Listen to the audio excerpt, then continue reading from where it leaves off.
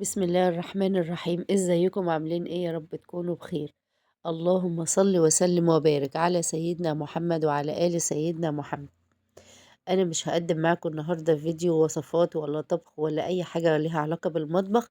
انا جاية اقول لكم على كام كلمة كده لو قلناهم كل يوم هناخد ملايين من الحسنات و... والخير والبركة والرزق من عند ربنا. هنقول ايه؟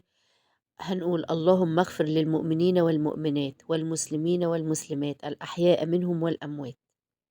نقوله تاني مع بعض: اللهم اغفر للمؤمنين والمؤمنات والمسلمين والمسلمات الأحياء منهم والأموات. شوفوا بقى كمية الحسنات اللي هتاخدوها بسبب الكلمتين الصغيرين البساط دول قد ايه.